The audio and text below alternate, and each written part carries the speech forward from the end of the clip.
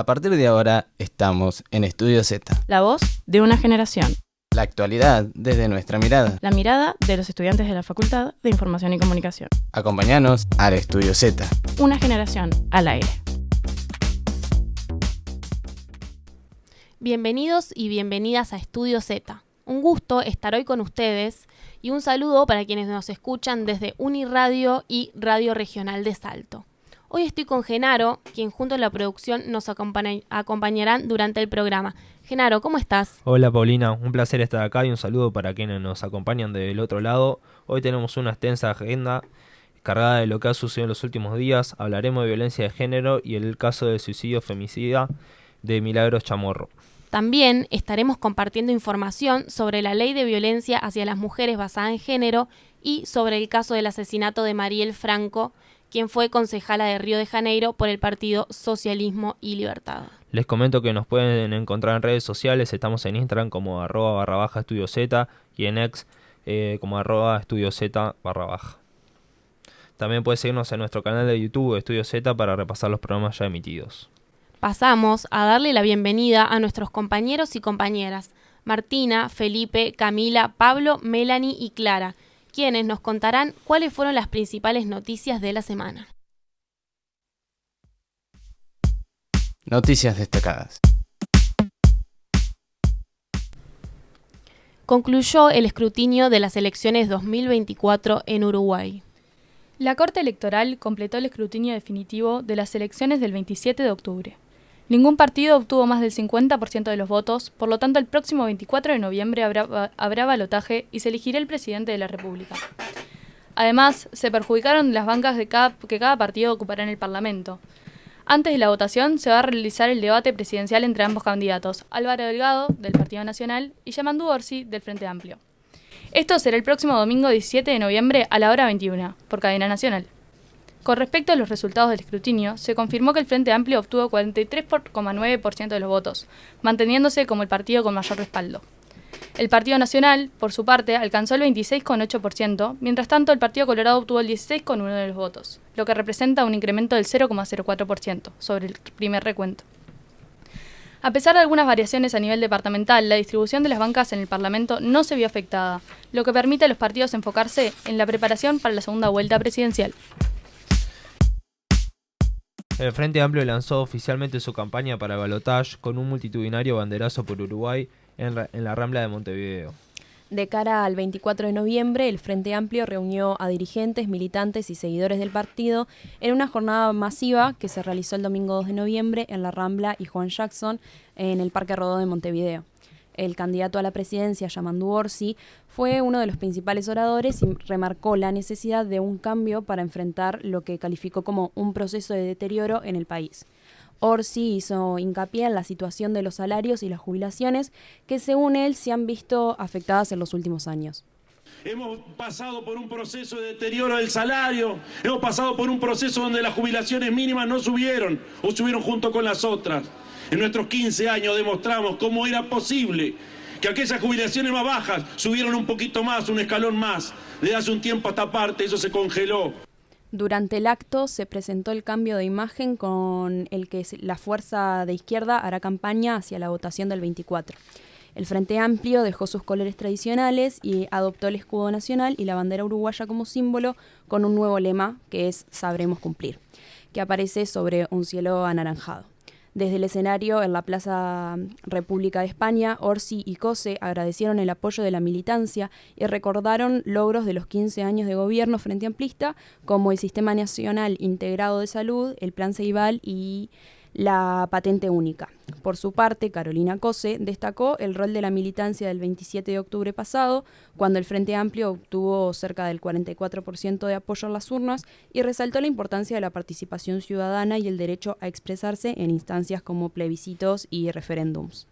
Independientemente de lo que hayan votado todas y todos los uruguayos, yo tengo la seguridad de que la enorme mayoría de la población es consciente de que se necesita una nueva generación de transformaciones progresistas.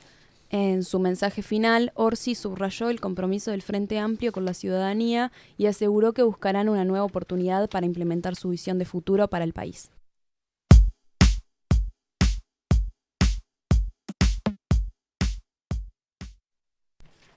Abogado exige que se realice una investigación minuciosa tras el accidente del ómnibus de Cuza que dejó a un pasajero con riesgo de parálisis y una persona fallecida. Gumer Pérez, el abogado del pasajero que resultó gravemente herido en un accidente protagonizado por el ómnibus de Cuza, que terminó en la playa de Pocitos, anunció que tomará acciones legales al considerar que tanto la empresa como el chofer del vehículo podrían ser responsables del hecho. Explicó, además, que su cliente fue operado exitosamente y que aunque la recuperación se extenderá entre 4 y 6 meses, se espera que recupere la movilidad.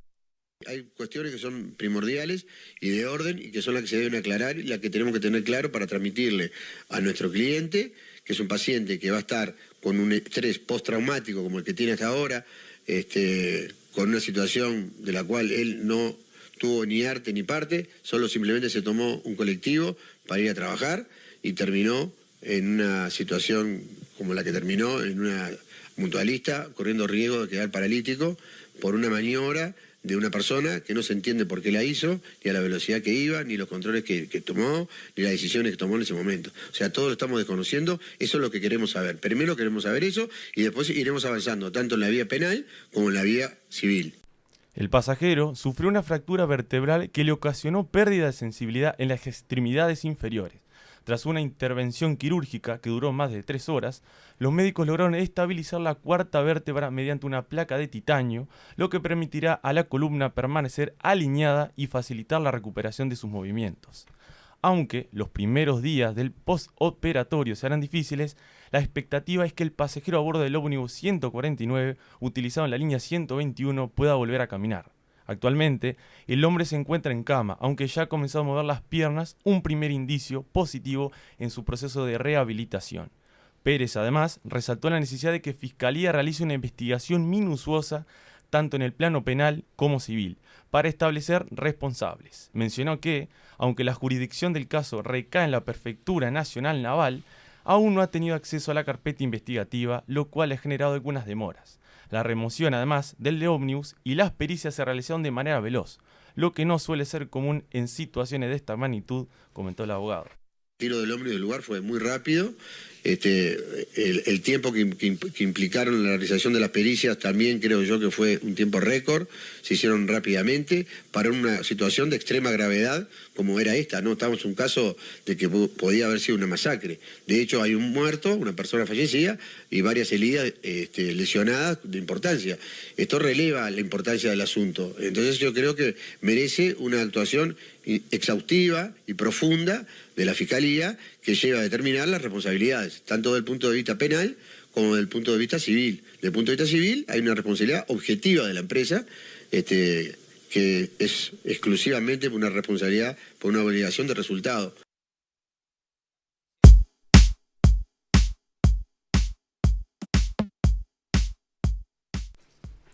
La justicia dio lugar al recurso de habeas corpus presentado por funcionarios penitenciarios y la disputa Díaz del Frente Amplio para mejorar las condiciones en las cárceles. La Organización de Funcionarios Civiles Penitenciarios presentó una acción de habeas corpus correctivo junto a la diputada del Frente Amplio, Betiana Díaz, por el hacinamiento que existe actualmente en las cárceles. Denunciaron una sistemática vulneración de derechos fundamentales que afecta tanto a las personas privadas de libertad como a los trabajadoras penitenciarios. Según el último informe del Comisionado Parlamentario Penitenciario, el 43% de la población privada de libertad cumple sus penas en condiciones crueles, inhumanas y degradantes. Los funcionarios exigen que el Ministerio del Interior garantice los derechos humanos básicos en 27 unidades del Instituto de Rehabilitación y que declare la emergencia carcelaria. El presidente de la Organización de Funcionarios Civiles Penitenciarios, Jonathan Perdomo, dijo en Nada que Perder de M24 que hoy el presupuesto es muy bajo. Se asignan 83 pesos por persona privada de libertad. Eso implica que con 83 pesos hay que darle el desayuno, el almuerzo, la merienda y la cena. Y no podemos olvidar que también en el sistema penitenciario tenemos niños, ¿no? Otro tema es el poco personal que hay trabajando en los centros penitenciarios. Tanto es así que los trabajadores a veces son obligados a tomar 2 sectores al mismo tiempo. Pero como no puede estar una persona en 2 lugares a la vez, un sector siempre queda vacío. Esto es lo que está pasando, por ejemplo, en la unidad número 5, que es la cárcel de mujeres. El presidente de la Organización de Funcionarios también habló sobre los pocos recursos que tienen los trabajadores y trabajadoras penitenciarios para desarrollar su tarea y mencionó situaciones que enfrentan diariamente. Tenemos muy pocos recursos para llevar adelante la tarea. Por ejemplo, no tenemos muchas veces móviles para que el escalafón y la policía pueda hacer los traslados hacia hospitales, hacia juzgados. En algunas unidades o cárceles, por así decirlo, no tenemos radiocomunicadores. O sea que si pasa alguna situación, no tenemos cómo comunicarnos. De hecho, los compañeros y las compañeras recurren a usar su teléfono y su propio saldo, ¿no? Su propio dinero, para poder comunicarse ante cualquier situación de emergencia. El 1 de noviembre de este año, la jueza penal Blanca Riero dictó sentencia ordenando buscar una solución transaccional a algunos de los problemas más urgentes en nuestras cárceles. La justicia ordenó que en el Ministerio Interior se forme un grupo de trabajo para que le den respuesta a los reclamos de habeas corpus presentados por la Organización de Funcionarios. Para ello, le asignaron como plazo 3 días hábiles. También señaló que este grupo de trabajo tendrá que enfocarse en temas prioritarios, como el hacinamiento, la alimentación, la atención en salud mental y el apoyo en caso de adicciones. La justicia también dispuso que se debe revisar la cantidad de personal civil que trabaja en las unidades penitenciarias, para garantizar una atención de calidad para las personas privadas de libertad.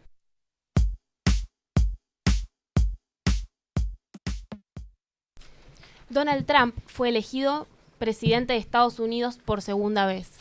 El resultado electoral en Estados Unidos se definió este miércoles. Los estados conocidos como bisagra, como Wisconsin, Pensilvania, Georgia y Carolina del Norte, se inclinaron a favor de Trump y el candidato del Partido Republicano será presidente por segunda vez. Luego de un extenso conteo de votos, Trump superó los 270 votos electorales y consiguió volver a la Casa Blanca después de su primer mandato finalizado en 2021. Según sondeos previos, las elecciones iban a ser ajustadas. Lo cierto es que Kamala Harris quedó atrás por más de 50 votos electorales, mientras que en el voto popular la diferencia fue menos del 5%, según los resultados oficiales. Con esto Trump logró una victoria clara en el colegio electoral, con mejores resultados que en las elecciones de 2016 y se ha mostrado inmune a los escándalos. Además, el Partido Republicano obtuvo la mayoría en la Cámara de Senadores. Trump asumirá la presidencia del país en enero de 2025.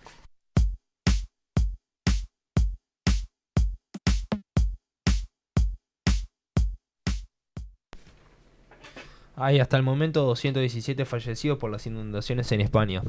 Así es, desde el martes 29 de octubre la región de Valencia y el sureste español se ha visto afectado por grandes inundaciones causadas por la Dana. Las imágenes que se han difundido por los medios y sobre todo por las redes sociales muestran una ciudad llena de barro, basura y autos apilados. La Dana es un fenómeno meteorológico conocido como depresión aislada en niveles altos.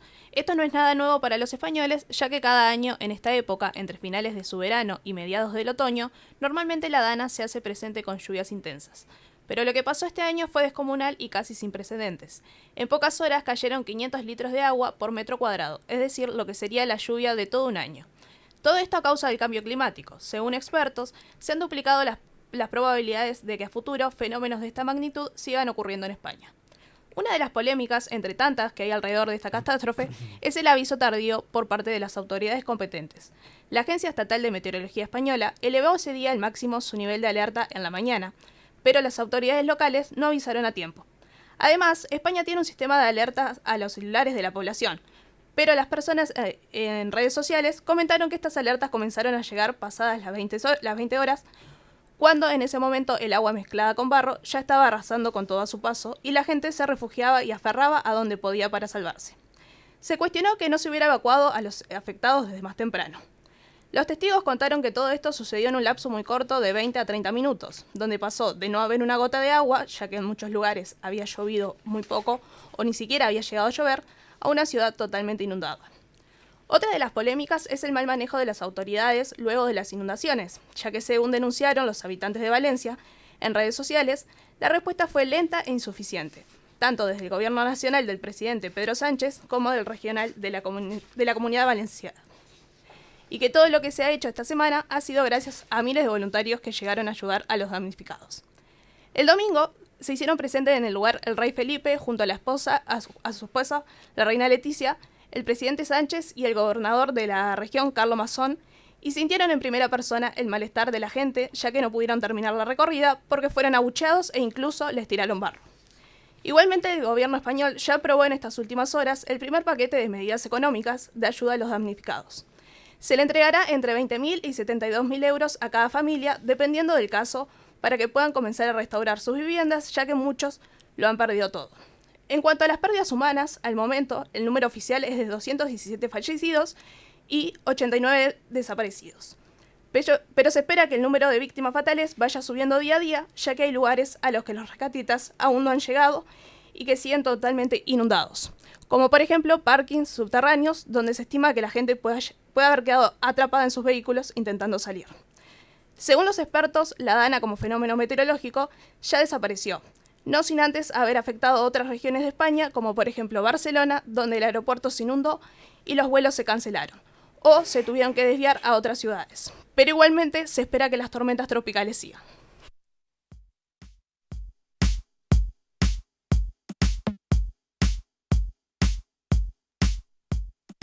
Bueno, muchísimas gracias a todos los compañeros que han pasado por la mesa y pasamos al próximo bloque. Comodín. Ahora vamos a hablar de la Ley 19.580 integral de violencia hacia las mujeres basadas en género y su aplicación. Acerca de esto, estuvieron trabajando nuestras compañeras Anaí y Delfina y estamos con Micaela para conversar sobre este tema. Esta ley fue promulgada en 2017 como resultado de la lucha del movimiento feminista y organizaciones sociales que buscaban un marco legal integral para combatir la violencia hacia las mujeres en Uruguay. ¿Qué es lo que establece? La ley busca garantizar los derechos de las mujeres y una respuesta eficaz del Estado a la violencia de género.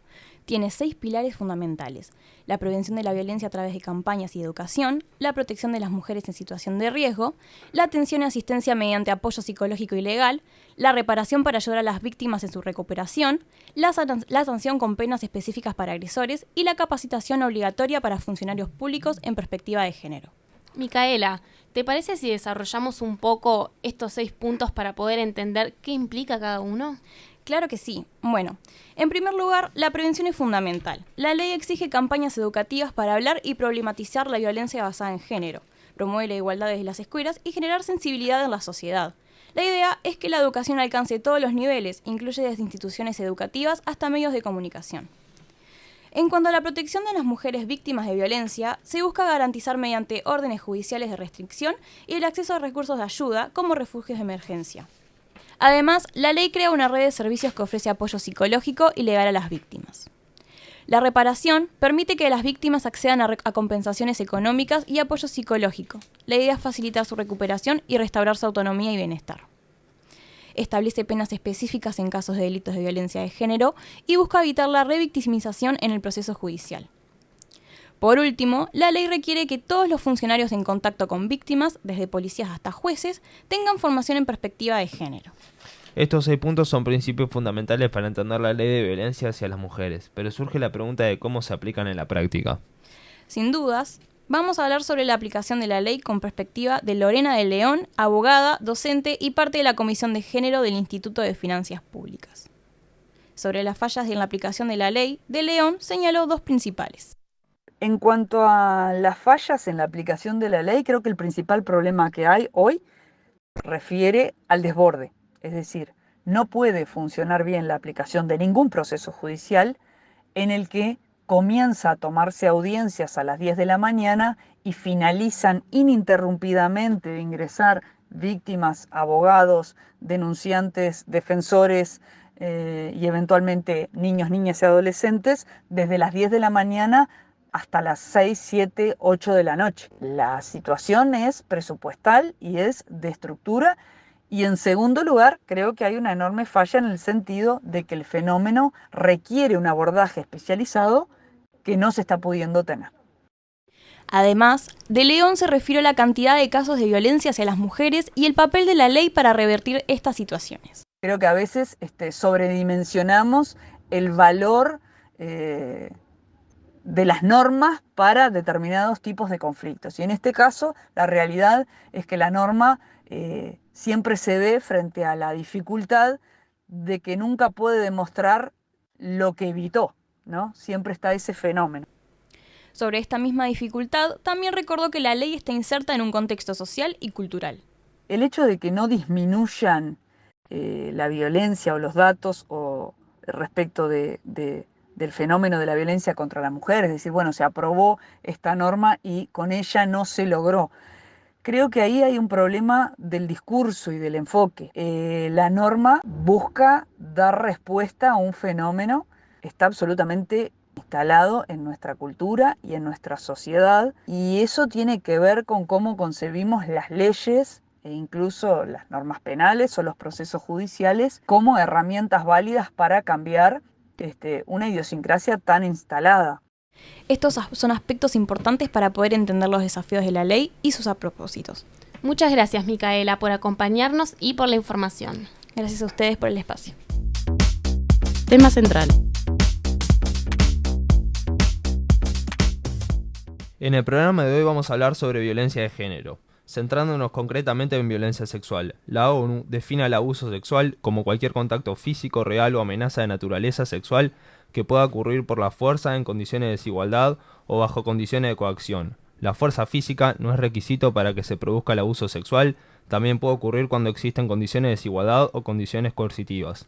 Según informó La Diaria en una nota publicada en julio de este año, el 2023 cerró con más de 9 denuncias de delitos sexuales por día en Uruguay.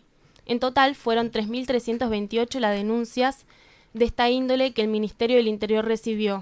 Según datos presentados por Fiscalía, solamente el 20% de las denuncias presentadas finalizan en condenas para los victimarios, de los que el 97% son hombres. En cuanto a las víctimas, el 80% son mujeres y casi el 60% son menores de edad. De los tipos de violencia ejercido hacia niños, niñas y adolescentes, la violencia sexual es de los más ejercidos, constituyendo un 20% del total. En cuanto al marco legal que ampara estos tipos de violencia, en Uruguay existe la Ley 17.815 de violencia sexual contra niños, niñas y adolescentes y la Ley 19.580 de violencia contra las mujeres basada en género, aprobada a fines de 2017 y reglamentada en el 2018. Sin embargo, la atención del Estado uruguayo a las víctimas de violencia sexual todavía no es suficiente. En agosto del 2020, la senadora Frente Amplista Silvia Nane y Amanda de la Ventura presentaron un proyecto de ley que propone que los delitos sexuales no prescriban, que se brinde derecho al tiempo a las víctimas para denunciar, teniendo en cuenta el impacto emocional y psicológico de estos delitos. Sin embargo, el proyecto no tuvo tratamiento y hasta el momento no se le ha dado el abordaje en el Parlamento. Ahora vamos a hablar sobre el caso de Milagros Chamorro, una joven de 30 años que se quitó la vida el 25 de octubre luego de años de búsqueda de justicia por una violación grupal que sufrió a los 14 años. Para profundizar sobre esto, le damos la bienvenida a Emilia Bonilla, que estuvo trabajando el tema junto a Delfina Blanco para Estudio Z. Bienvenida. Buenos días, muchas gracias. Este caso generó movilizaciones y reclamos de familiares, amigos de la víctima y organizaciones sociales, ya que debido a que las características, este hecho es definido como suicidio feminicida. ¿A qué referimos exactamente al hablar de suicidio femicida? Bien, el concepto define a la autoeliminación por parte de mujeres que se quitan la vida debido al deterioro de su salud mental como consecuencia de haber sufrido violencia machista. Generalmente se trata de abusos o agresiones constantes de sus parejas masculinas o de haber sufrido delitos sexuales de los que fueron víctimas y no recibieron tratamiento, apoyo o respuestas necesarias. Este término de suicidio femicida lo impulsó la activista feminista sudafricana Diana Russell en 1996 y tomó mayor notoriedad en los últimos años. En el caso de Milagros, a pesar de haber recibido tratamiento psicológico y psiquiátrico y de haber contado con el apoyo de familia y amigos, la imposibilidad de lograr una condena hacia los abusadores y el constante hostigamiento que sufrió durante años desde que se dedicó a buscar justicia generaron una profunda depresión y varios intentos de autoeliminación, los cuales ella ya había alertado. Bien, en Chile el suicidio feminista se estableció como delito en el Código Penal. Exacto, el suicidio femicida. En nuestro país no es así. El caso de Milagros colocó este concepto en los medios y en el discurso popular, ya que por las particularidades del caso se lo define de esta forma. La situación de la salud mental de la joven estaba muy relacionada con las agresiones sexuales que sufrió. Se quitó la vida 14 años después de ser víctima de una violación grupal en Maldonado, denunciar a sus 5 agresores y no encontrar ninguna reparación ni justicia. En 2022, Milagros contó en una entrevista en el Canal 2 de San Carlos que había tenido varios intentos de autoeliminación y había sido diagnosticada con una depresión muy aguda y estrés postraumático. Este caso evidencia el desamparo institucional que viven las víctimas de violencia sexual. El Estado uruguayo carece de servicios de atención integral especializados en violencia sexual. ¿Y el Instituto Nacional de las Mujeres del Ministerio de Desarrollo Social no posee ninguno? El Instituto Nacional de las Mujeres del MIDES posee servicios de ayuda psicosocial y legal en casos de violencia de género en todo el Uruguay, pero están dirigidos únicamente a las mujeres mayores de edad que han sufrido violencia doméstica por parte de su pareja o expareja. Existe una línea creada en conjunto por el MIDES y la Intendencia de Montevideo a través de la Asesoría para la Igualdad de Género, que es el 0800 41 41 y atiende las 24 horas los 365 días del año. Perfecto. El lunes se realizó en Montevideo una manifestación en la Plaza Cagancha en reclamo de justicia por el caso de Milagros. Exactamente, la movilización fue organizada por varios colectivos, entre ellos el Proyecto ICOBE, integrado por sobrevivientes de violencia sexual, y parte de ellas son profesionales que se han especializado en el tema. La principal proclama del colectivo es prevención, reparación y justicia. En Maldonado, unos días atrás, ya se había realizado una manifestación y otros departamentos del país también se hicieron concentraciones para apoyar la iniciativa. Como pasa en todas las instancias de este tipo, además de expresarse por el hecho puntual, se convocó también para exigir que existan procedimientos adecuados para el tratamiento de las denuncias de violencia sexual, ya que se entiende que el caso de Milagros no fue un hecho aislado, sino que forma parte de un problema social para el cual no existen todavía suficientes respuestas. Para profundizar sobre estos reclamos y el estado de situación de la violencia basada en género, especialmente lo relativo a los delitos sexuales, recibiremos en Estudio Z a Soledad González, politóloga especializada en violencia de género. Muy bien, hacemos una pausa y volvemos con la entrevista. Ya volvemos con Estudio Z.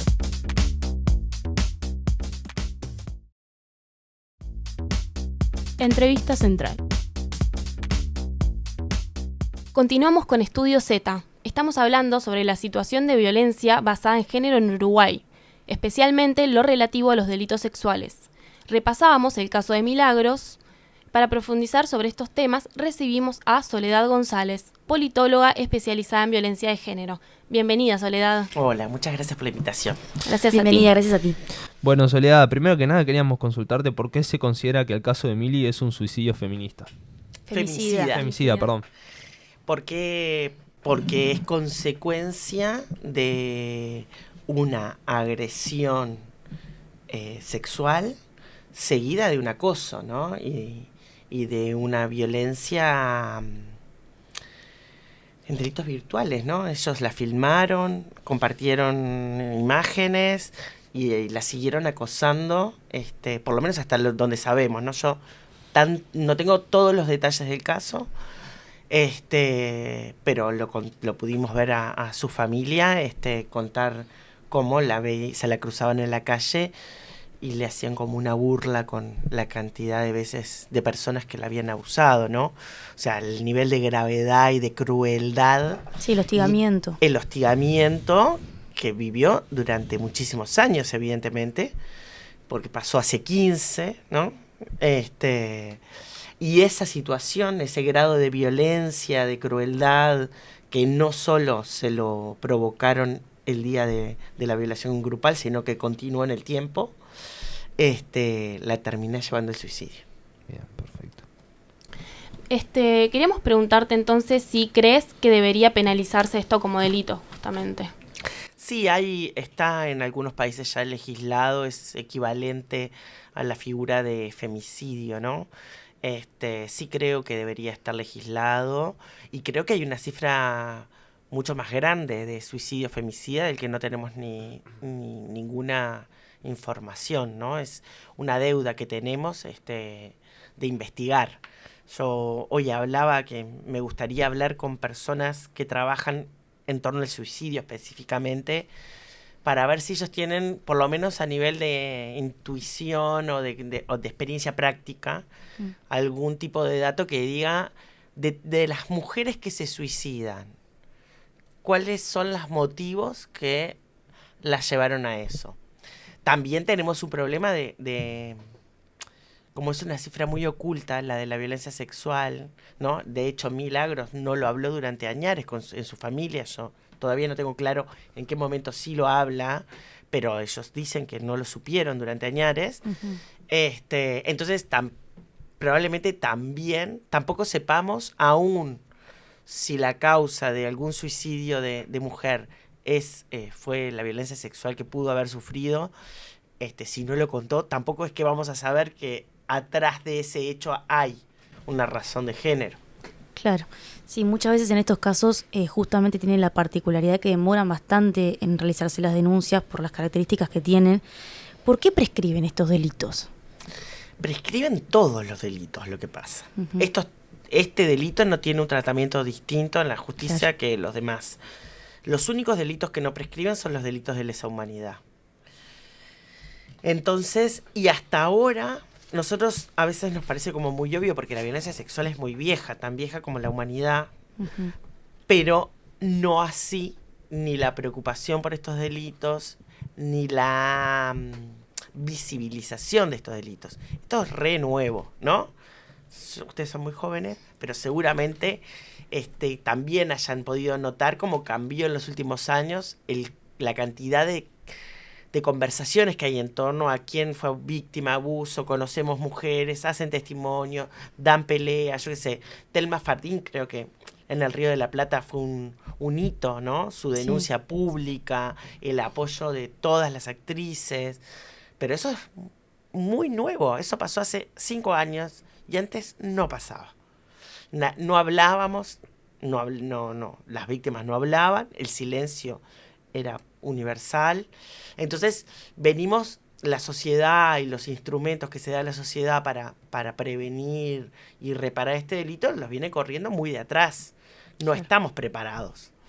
Entonces, en realidad, si bien se sabe hace mucho que este tipo de delito a las víctimas sí tiene un efecto de silenciamiento, de bloqueo incluso. O sea, a veces ni siquiera realmente no lo recuerdan. O sea, no es solo no lo quiero recordar o me da vergüenza y no lo quiero hablar, que eso es una de las posibilidades en las que viven las víctimas. Hay otras víctimas que realmente no lo recuerdan.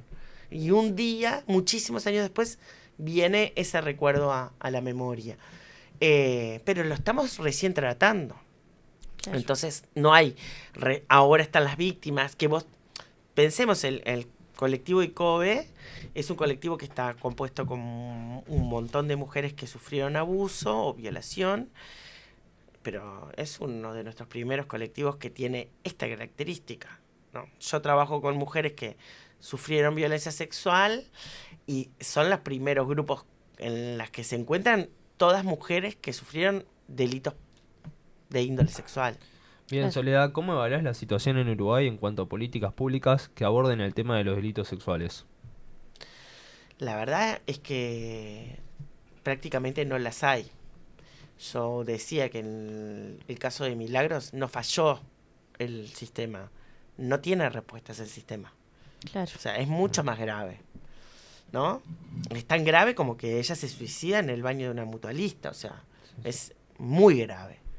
O sea, no estás en el lugar pidiendo ayuda, fue 2 días a pedir ayuda y nadie la contuvo. Pero no hay un protocolo de actuación, hay un protocolo de actuación en los servicios de salud para cuando a vos te abusaron en ese día. Entonces se te toman muestras, se te dan los medicamentos para prevenir los contagios de enfermedades de transmisión sexual. Pero eso es si te violaron hoy o ayer. Pero posteriormente no hay un apoyo. No hay un apoyo, pero además si a vos te sucedió hace 20 años, ¿no? O 15, como es el caso de Milagro, no hay ningún camino, no hay una ruta, no hay personal especializado para tratar.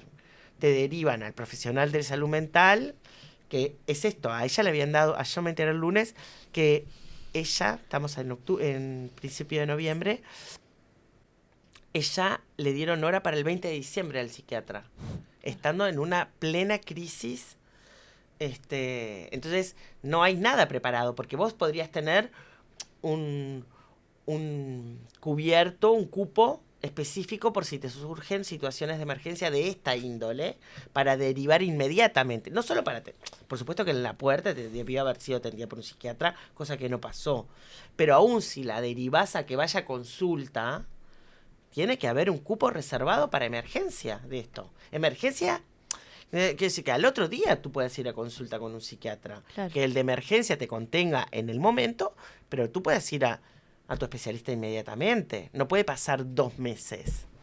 No hay ese margen. El intento de autoeliminación en víctimas de abuso sexual es muy alto, el porcentaje. Bien, entonces podríamos decir que al no haber medios, por así decirlo, el Estado en partes es responsable de los suicidios femicidas, por lo que veníamos hablando en la El línea. Estado es responsable siempre, porque el Estado es responsable de que nosotros tengamos seguridad, y la primera seguridad es la de estar vivas. Entonces, si algo atenta contra nuestras vidas, siempre el Estado es responsable. En este caso, además, es responsable claramente porque no tiene políticas públicas de prevención ni de atención. Y esto es una realidad. Los servicios de mujeres, ustedes lo decían ahora en el informe que presentaron antes de que estuviera yo, no atienden mujeres estas situaciones. Claro. O sea, no tenés un servicio especializado. En Montevideo las comunas mujer atienden, pero tampoco el servicio de las comunas mujer está adecuado para ellas. ¿Por qué? Porque atienden emergencias en general que tienen que ver con que tenés que salvarle la vida a la persona, porque está en ese momento de riesgo de vida. El riesgo de vida de Milagro no dependía de una agresión externa, sí de una consecuencia de una agresión externa. ¿No? Claro. Sí, Entonces, sí. los servicios, el apoyo que brindan los servicios no tiene que ver con las necesidades de las víctimas de violencia sexual, sobre todo en esta cosa cuando pasó hace mucho tiempo, porque la justicia prescribió, entonces la parte legal, más allá de un asesoramiento primario, que es, por supuesto que es muy importante también, no hay otra cosa. Claro. Sí, sin duda que las instituciones de salud tendrían que tener un rol muchísimo más central. Y en cuanto... No detectan. Nosotras hicimos una encuesta con las mujeres que han pasado por los grupos y la enorme mayoría de ellas, fue abusada por primera vez antes de cumplir los 18 años. Uh-huh. Buena parte antes de los 9. A los grupos asisten siendo adultas. O sea, pasaron muchos años en la mayoría de sus situaciones. Y la enorme mayoría de ellas te dicen que el sistema de salud jamás detectó que ellas habían sufrido abuso. Claro, no existe protocolo. No hay una actitud proactiva tampoco. El personal de la salud no está preparado, no está entrenado, no tiene formación. Y no hay una actitud proactiva para saber. O sea, yo contaba, uno de los grupos con los que nosotros pusimos en marcha funcionó en Rivera. Uh-huh. Y en Rivera conocimos un médico ginecólogo, Matías, que era una persona particular. Él tenía, por sus características personales, una sensibilidad especial que en su consulta, él nos contaba, las mujeres le contaban, ¿no?, que habían sufrido violencia sexual, que habían sido abusadas en la infancia. No tenía a dónde. Él se empezó a formar por su propia interés, porque tenía que saber cómo abordar mejor las situaciones que se le presentaban, y era a pura interés personal. Y cuando nosotros instalamos el grupo, que fuimos a difundirlo para que las mujeres llegaran y se integraran las que quisieran, él derivó a un montón de mujeres, porque entre otras cosas nos decía, yo no tengo a dónde mandarlas. Claro, sí. Claro. Soledad, entendiendo que se trata de una problemática social y no de casos aislados o individuales, ¿qué rol crees que deberían tomar las instituciones educativas en el abordaje de la violencia basada en género o de delitos sexuales? Bueno, la gran deuda que tiene este país es la de instalar la educación sexual integral, ¿no? En todo sentido. Uh-huh. Pero bueno, lo que pasa es que si pensamos en que se instale una verdadera educación sexual en toda la educación, creo que el temor al cambio, al enorme cambio que puede provocar un tipo de política pública de esta índole, es lo que genera el gran freno que tiene, porque Porque bueno, porque la apuesta de la prevención no es solo que te digan, como les digo a mi hija o los padres le decimos a nuestras hijas, que nadie te toque el cuerpo, que el cuerpo es tuyo, que nadie puede invadirlo, ¿no? Como esos principios para que ella entienda que si hay algo que está fuera de eso, me lo pueda contar. El problema es también qué roles de género tenemos atribuidos, cuáles son los mandatos, desarmar la masculinidad violenta. Claro. ¿No? Eso tiene impactos en toda la vida, no solo en las víctimas de violencia sexual, también en la violencia que ejercen los hombres contra los hombres mismos. O sea, en realidad, si nosotros, bueno, el sistema patriarcal es el sistema de opresión más antiguo, de poderlo desarmar, la revolución que estaríamos poniendo en marcha, que estamos poniendo en marcha, es inimaginable. Bien, perfecto. Justamente te queríamos preguntar sobre qué importancia tiene la educación sexual integral para dejar de naturalizar comportamientos violentos hacia los cuerpos en las infancias. Y es clave, es clave. Nosotros, para dejar de naturalizar la violencia, el ejercer la violencia, poder encontrar mecanismos de resolución de los conflictos de otra manera, ¿verdad?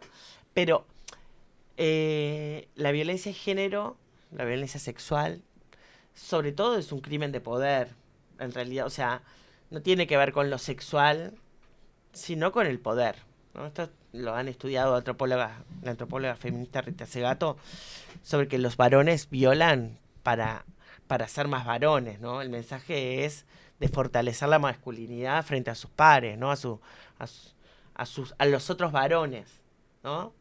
No tiene ninguna...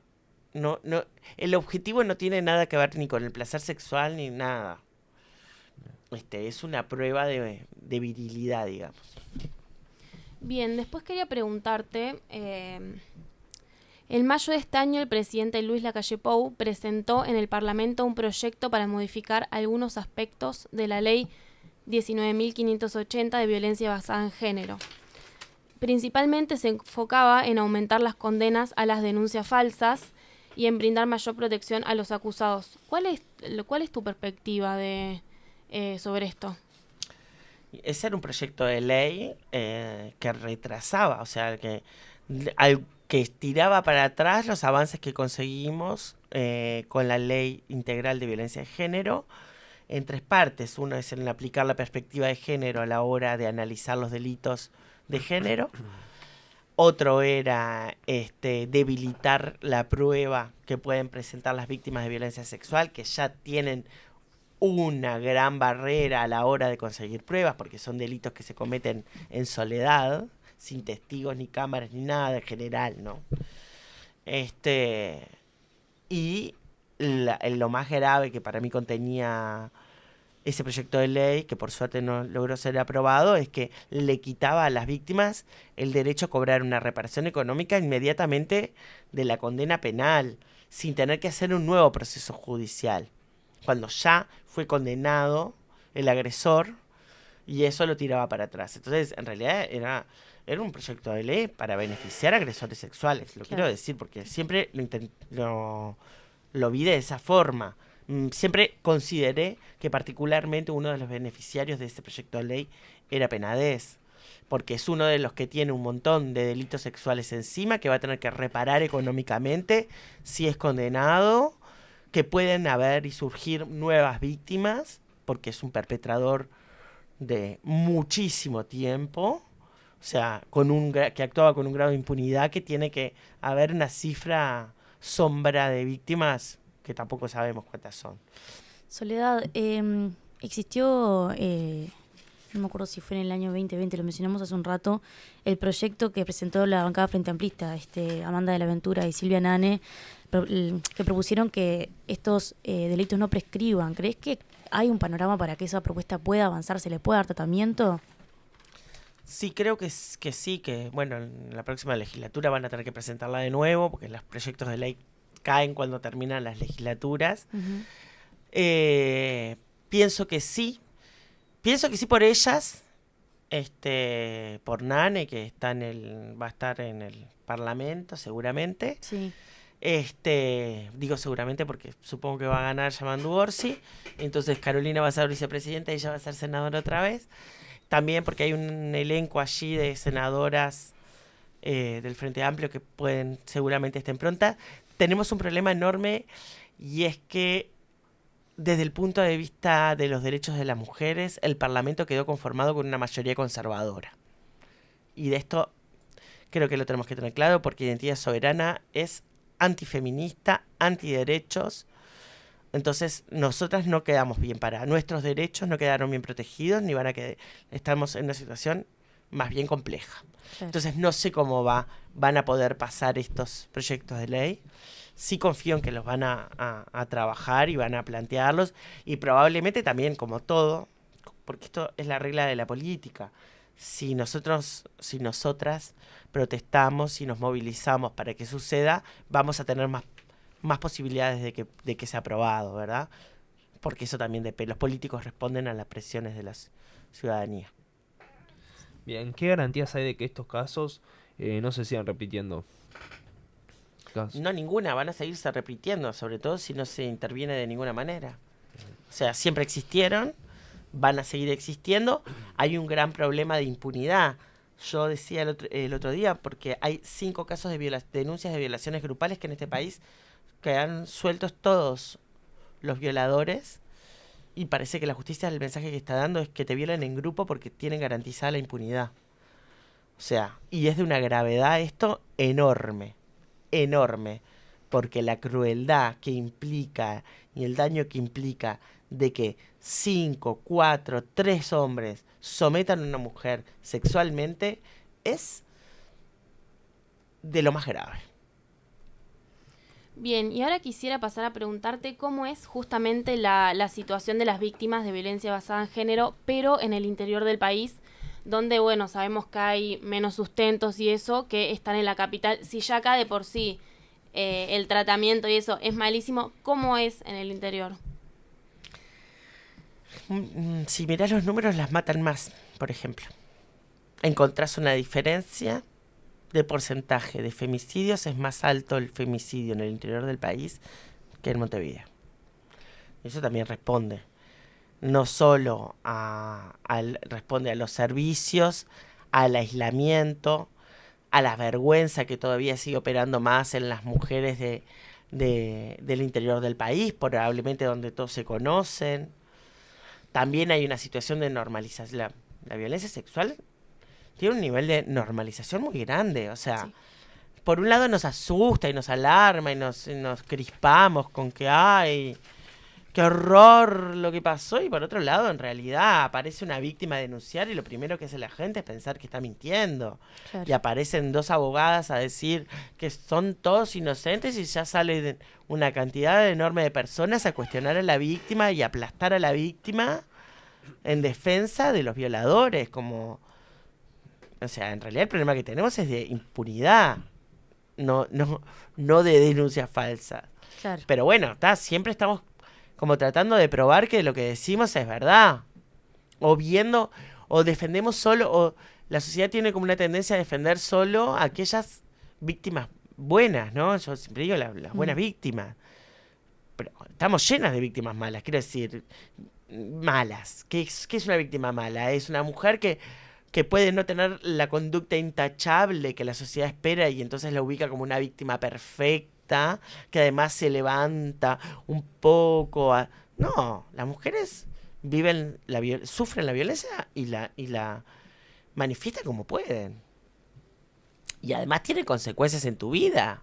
O sea, claro, puede ser que tomes alcohol, puede ser que tengas problemas de consumo problemático con las drogas, o sea, puede haber un montón de problemas que ya te empiezan a mostrar como una víctima que no sos tan creíble. De hecho, es lo que también ellos usan para desacreditarte, ¿no? O sea,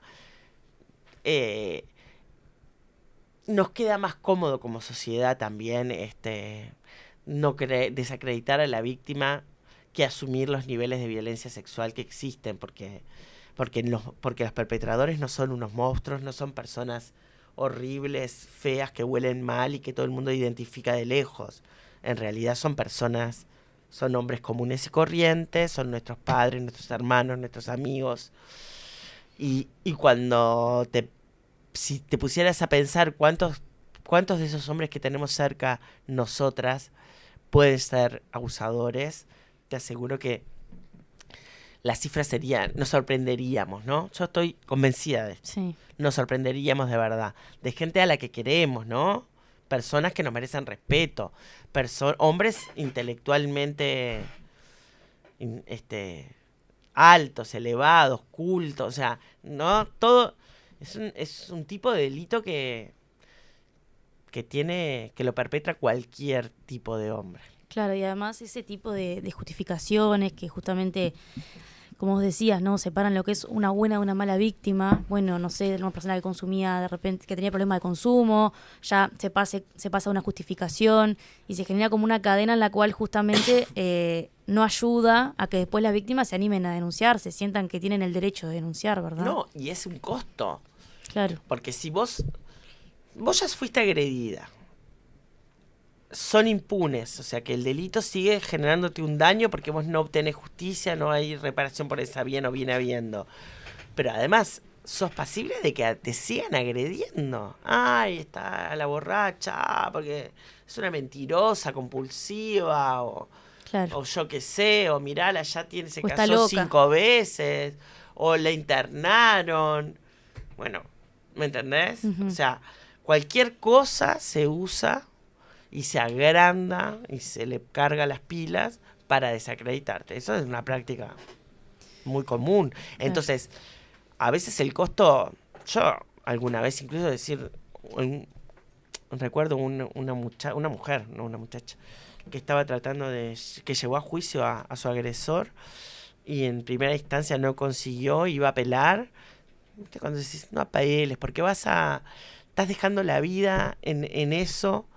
Lo más probable es que no logres la condena por las circunstancias y los niveles de prueba que tenés. ¿Viste?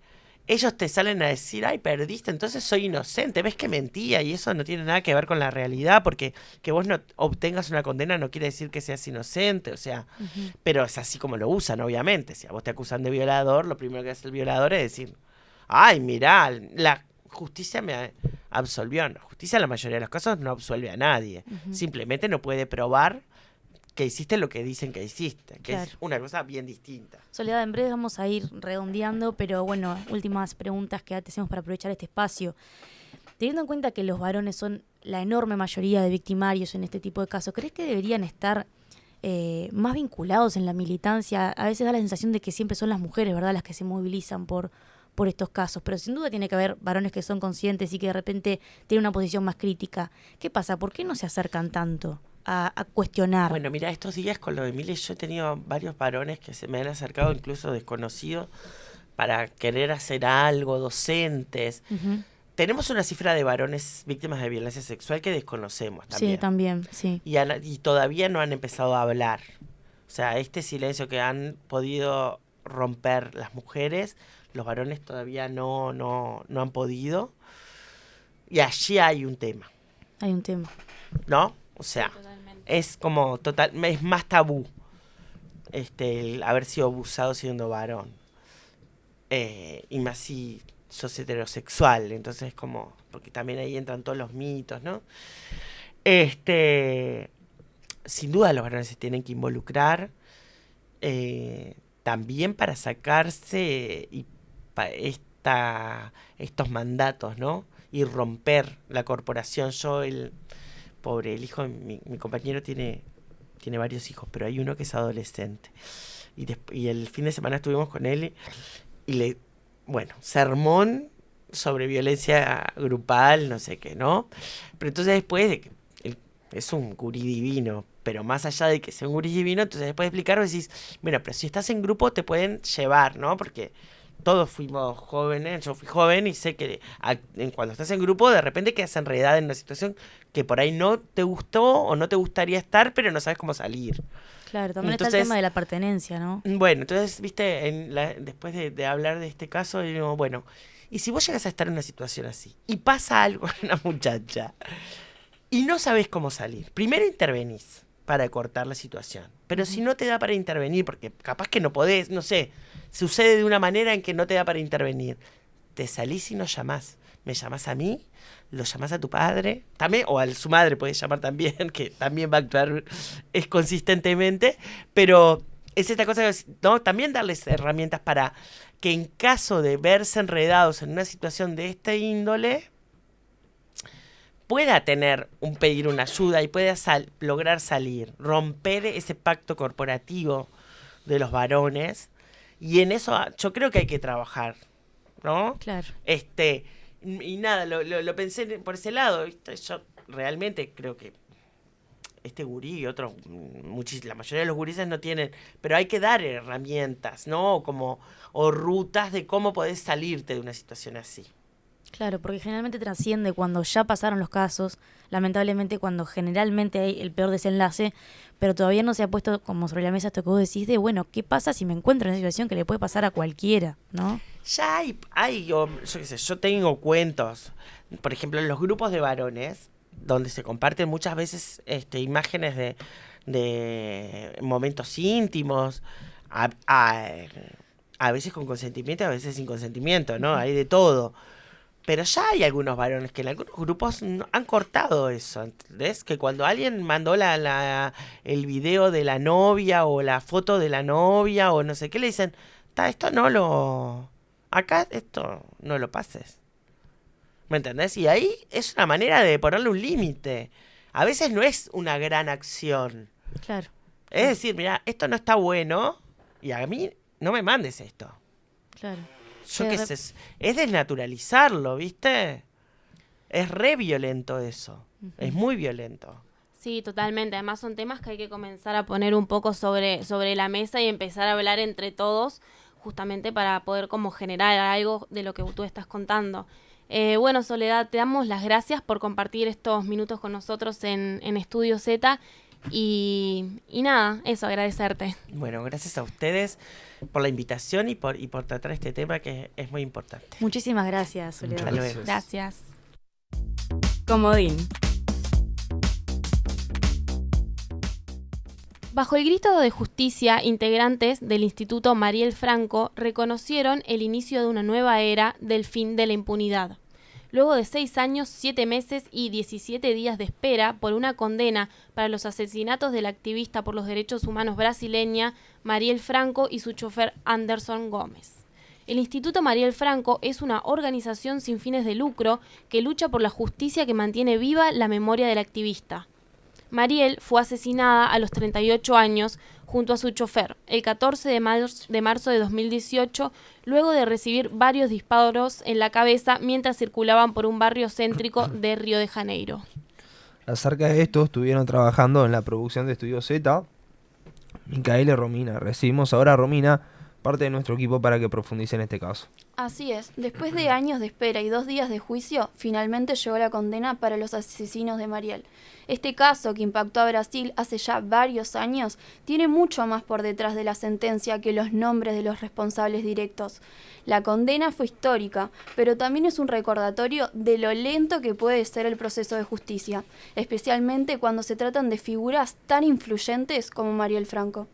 Para quienes no lo sepan, ¿quién fue Mariel Franco? Mariel era una mujer afrodescendiente, socióloga, feminista y política, que integraba el partido de izquierda Socialismo y Libertad.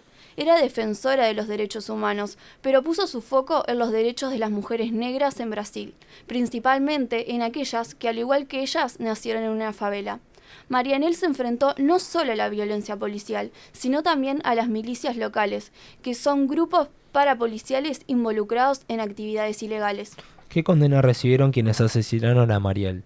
El jueves 31 de octubre, el Tribunal 4 del Jurado de Río de Janeiro dictó sentencia a los ex policiales Runi Lessa y Elcio Queiroz. Lessa, el responsable de efectuar los disparos, fue condenado a 78 años y 9 meses de prisión con 30 días de multa, mientras que Queiroz, encargado de conducir el auto desde el cual se disparó, fue condenado a 59 años y 8 meses más, 10 días de multa. Además, la justicia ordenó a los asesinos pagar una pensión al hijo de Anderson Gómez hasta los 24 años e indemnizar con 706.000 reales a cada uno de los familiares de las víctimas por daños morales, en un total unos 3,5 millones de reales.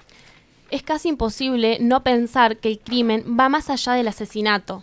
La dedicación de Mariel por el activismo puede hacer pensar que hay razones más profundas detrás de esta tragedia. Sí, ese es el gran tema. Recordemos que Mariel fue una figura pública, un símbolo de lucha social para las mujeres brasileñas, y aún así la larga espera hasta la definición de la sentencia dejó mucho que desear. Son situaciones que nos hacen replantearnos el funcionamiento de los sistemas de justicia. La jueza Lucía Glioche reflexionó sobre este tema durante la lectura de la sentencia. A justiça, por vezes, é lenta, é cega, é burra, é injusta, é errada, é torta, mas ela chega. A justiça chega mesmo para aqueles que, como os acusados, acham que jamais vão ser atingidos pela justiça. Traduciendo lo que escuchábamos recién, la jueza dijo: la justicia a veces es lenta, ciega, torpe, pero llega, hasta para los acusados que creen que jamás serán alcanzados. Por otro lado, Lessa, el principal condenado, dijo en su testimonio que el activista era una piedra en el camino y que representaba una amenaza para las milicias y sus negocios. La activista denunció múltiples veces la corrupción y el abuso de poder presente en muchas zonas de Brasil de manera pública. La vida y el trabajo de Mariel siguen siendo una inspiración para las juventudes brasileñas que luchan por un país más justo. Es natural que dadas las circunstancias surja la duda. En este caso, ¿entra en juego el factor género? Es un tema un poco complejo. Como mencionamos, su lucha fue por la justicia social, pero también por los derechos de las mujeres negras en Brasil, quienes históricamente fueron marginadas y silenciadas. Las implicancias de su actividad feminista siempre generaron una cierta duda sobre las razones detrás de su asesinato. Ella misma se definía como mujer feminista, negra e hija de la favela. A esto se le suma que su ejecución ocurrió en un contexto de violencia estructural.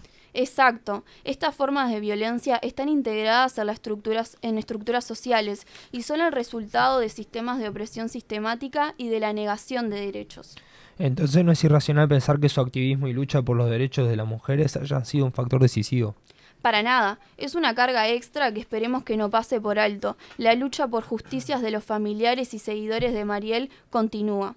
Aunque los asesinos materiales fueron condenados, la justicia aún no terminó de identificar y condenar a quienes ordenaron este crimen. Hasta hoy, los únicos acusados de ser quienes ordenaron la ejecución son el consejero de Tribuna de Cuentas de Río de Janeiro, Domingo Brasau, y su hermano Chiquinho. Los dos se encuentran en prisión desde marzo de este año. Bueno, Romina, muchas gracias por este informe.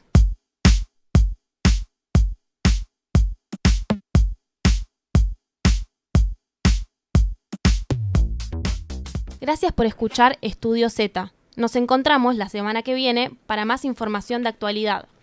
Les recordamos que pueden encontrarnos en redes sociales, en Instagram como @_estudiozeta, en X @estudiozeta_, y también pueden seguirnos en nuestro canal de YouTube Estudio Z para repasar los programas ya emitidos. Gracias.